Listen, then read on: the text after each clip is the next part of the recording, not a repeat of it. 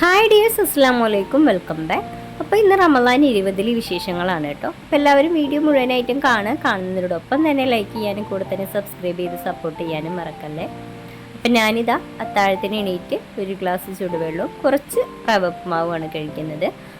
റവപ്പ്മാവ് നോമ്പ് തുറക്കാൻ ഉണ്ടാക്കിയതാണ്. അപ്പോൾ അത് കുറച്ച് ബാക്കി ഉണ്ടായിരുന്നു. അപ്പോൾ അത് കൂട്ടി കഴിക്കാമെന്ന് കരുതി. അങ്ങനെ അത് കഴിഞ്ഞ് വൈകുന്നേരം ആയപ്പോൾ നൂൽപുട്ട് പറഞ്ഞിട്ടുണ്ടായിരുന്നു. അപ്പോൾ നൂൽപുട്ട് കൊണ്ടുവന്നിട്ടുണ്ട് കേട്ടോ. അപ്പോൾ നോമ്പ് തുറക്കാനുള്ളതാണ്. ഒന്നും ഉണ്ടാക്കാനായിട്ടൊന്നും നിന്നില്ല. നൂൽപുട്ട് വാങ്ങി പിന്നെ ഇതിന് ഇനി കറി ഉണ്ടാക്കണം. പിന്നെ കടലക്കറി ഉണ്ടാക്കാമെന്നാണ് കരുതിയിരിക്കുന്നത്. അപ്പോൾ കടലക്കറിക്ക് കടലയൊക്കെ വെള്ളത്തിലിട്ട് വെച്ചിട്ടുണ്ടായിരുന്നു. അങ്ങനെ കടല കുക്കറിലോട്ട് ഇട്ടു. പിന്നെ ഇതാ തക്കാളി ഒരുപാട് വാങ്ങിയിട്ടുണ്ടായിരുന്നു കേട്ടോ. അപ്പോൾ ഇത് റമദാന് തുടക്കത്തിൽ വാങ്ങിയതാണെന്ന് തോന്നുന്നു. അപ്പോൾ കവറിൽ ഞാൻ കുറച്ചാക്കി വെച്ചിട്ടുണ്ടായിരുന്നു, കൊട്ടയിൽ കുറച്ചാക്കി വെച്ചിട്ടുണ്ടായിരുന്നു. അപ്പോൾ അതിൽ കുറച്ചൊക്കെ കേട് വരാനായിട്ടുണ്ടായിരുന്നു. കവറിലിട്ടതൊക്കെ പെട്ടെന്ന് തന്നെ കേട് വരുന്നുണ്ട്. അതുകൊണ്ട് അതൊക്കെ ഒന്ന് ഇതിലോട്ടാക്കിയിട്ട് അതിൽ കേട് വരാനായ തക്കാളികളൊക്കെ അല്ലേ, അതൊന്ന് ഫസ്റ്റ് എടുത്തിട്ട് അതിൽ ചീത്ത വശമൊക്കെ ഒന്ന് കട്ട് ചെയ്ത് കളഞ്ഞതിന് ശേഷം അത് കറിയിലേക്ക് ഇട്ട് കൊടുക്കുകയാണ്. നല്ല ഭാഗം മാത്രം കറിയിലേക്ക് ഇട്ട് കൊടുക്കുകയാണ്. അങ്ങനെ ഇപ്പോൾ അതാ ഈ കടലക്കറിയിലേക്കുള്ള ഉള്ളിയും അതുപോലെ തക്കാളിയും ഒക്കെ ഒന്ന് കട്ട് ചെയ്ത് ഇട്ട് കൊടുക്കുകയാണ്. പിന്നെ ഇഞ്ചി വെളുത്തുള്ളി പേസ്റ്റൊക്കെ ഒന്ന് റെഡിയാക്കി എടുക്കാനുണ്ട്. പിന്നെ ഇതാ ഒരു ഉരുളക്കിഴങ്ങ് കൂടി ഇട്ട് കൊടുക്കുന്നുണ്ട് കേട്ടോ. കടല കുറച്ച് മാത്രമേ ഉണ്ടായിരുന്നുള്ളൂ, കറി വെക്കാൻ മാത്രമൊന്നും ഉണ്ടായിരുന്നില്ല. പെറുക്കി തിന്നാനേ ഉണ്ടായിരുന്നുള്ളൂ കേട്ടോ കടല. അപ്പോൾ കുറച്ചുള്ള കടല വെച്ചിട്ടാണ് കറി ഉണ്ടാക്കുന്നത്. കുറച്ച് തിക്നെസ് കിട്ടാനായിട്ടാണ് ഉരുളക്കിഴങ്ങ് ഇട്ട് കൊടുത്തത്. ഇനിയിപ്പോൾ ഇതാ ഇഞ്ചി വെളുത്തുള്ളിയൊക്കെ ഒന്ന് ചതച്ചെടുക്കണം. അപ്പോൾ അത് നേരത്തെ നേരാക്കി വെച്ചിട്ടുണ്ടായിരുന്നു. അപ്പോൾ അതൊക്കെ ഒന്ന് ചതച്ചെടുത്തു.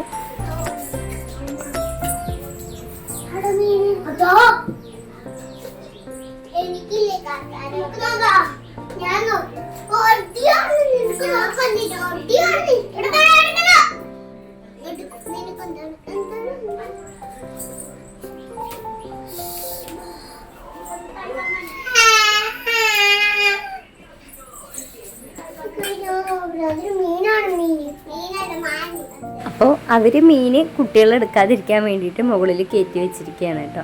അങ്ങനെ അത് അവർ അവിടെ വെച്ചിട്ട് പോയി. അപ്പോഴേക്കും ഞാനിതാ ഇനി ഇതിലേക്കുള്ള പൊടികളൊക്കെ ഒന്ന് ഇട്ട് കൊടുക്കണം. അപ്പോൾ അതൊക്കെ ഒന്ന് ഇട്ട് കൊടുക്കുകയാണ്.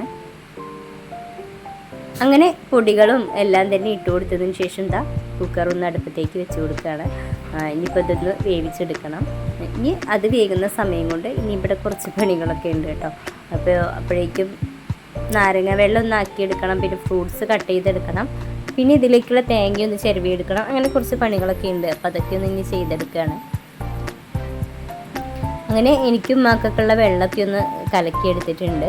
അപ്പോൾ അതിലേക്കുള്ള ഉപ്പൊക്കെ ഇട്ട് കൊടുത്തു. ഇനിയിപ്പോൾ അതാ തേങ്ങയൊന്ന് അരച്ചെടുക്കുന്നുണ്ട്.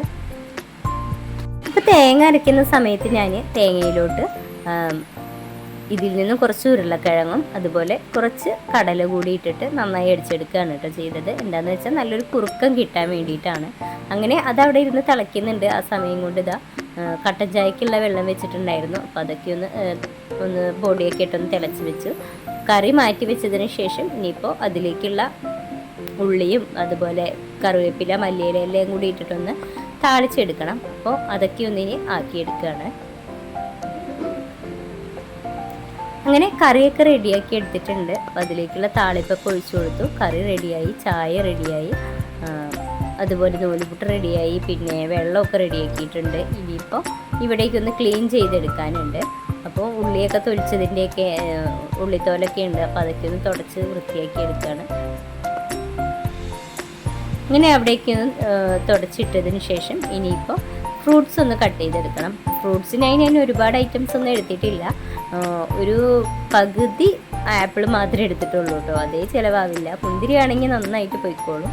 പിന്നെ ഒരു മുസമ്പി എടുത്തിട്ടുണ്ട്. മുസമ്പിയുടെ തോലൊക്കെ ഒന്ന് ചെത്തിയെടുക്കുകയാണ്. അപ്പം അതിൻ്റെ ഇടയ്ക്ക് റൈമോൾ എൻ്റെ അടുത്ത് വന്നിട്ട് ഇങ്ങനെ ഓരോന്ന് ചോദിക്കുന്നുണ്ട് കേട്ടോ. അങ്ങനെ അതൊക്കെ കഴിഞ്ഞ് നോമ്പൊക്കെ തുറന്നു കഴിഞ്ഞു. നോമ്പ് തുറക്കുന്ന സമയത്ത് വീഡിയോ എടുത്തപ്പോൾ ഞാൻ പൗസാക്കി വെച്ചിരിക്കുകയായിരുന്നു. ഓണാക്കാനായിട്ട് മറന്നു പോയിട്ടോ. അങ്ങനെ നോമ്പ് തുറന്നു കഴിഞ്ഞ് റൈമോൾ ഇതാ എക്സാം കഴിഞ്ഞ ഓരോരോ കാര്യങ്ങളും ഒക്കെ പറഞ്ഞുകൊണ്ട് ബുക്കും എടുത്തിട്ട് ഇങ്ങനെ നിൽക്കുന്നുണ്ട്. അങ്ങനെ എൻ്റെ നിസ്കാരമൊക്കെ കഴിഞ്ഞ് ഞാൻ പുറത്തേക്ക് വന്നപ്പോഴേക്കും കറണ്ട് പോയി കേട്ടോ. കറണ്ട് പോയപ്പോൾ പിന്നെ ആകെ ബഹളമായി. തനിമോൾ ഒരേ കരച്ചിലായിരുന്നു. പിന്നെ അവൾ ഉച്ചയ്ക്ക് ഉറങ്ങിയിട്ടുണ്ടായിരുന്നില്ല. അപ്പം ഞാൻ കുറച്ച് നേരം ഫോൺ ലോക്ക് തുറന്നതാന്ന് പറഞ്ഞപ്പോൾ കുറച്ച് നേരം ഒന്ന് കൊടുത്ത് അവിടെ ഇരുത്തിയതാണ് കേട്ടോ. അപ്പോൾ കുറച്ച് നേരമൊക്കെ അവൾ നോക്കി അങ്ങനെ ഇരുന്നു. നല്ല ഉറക്കം വരുന്നുണ്ടായിരുന്നു. കറണ്ട് വന്നാലേ ഉറക്കാനും പറ്റുള്ളൂ, ഭയങ്കര ചൂടായതുകൊണ്ട്. അങ്ങനെ കറണ്ടൊക്കെ വന്നതാ, അവൾ അതേപോലെ തന്നെ ഇരിക്കുന്നുണ്ട് ഫോൺ നോക്കിയിട്ട്.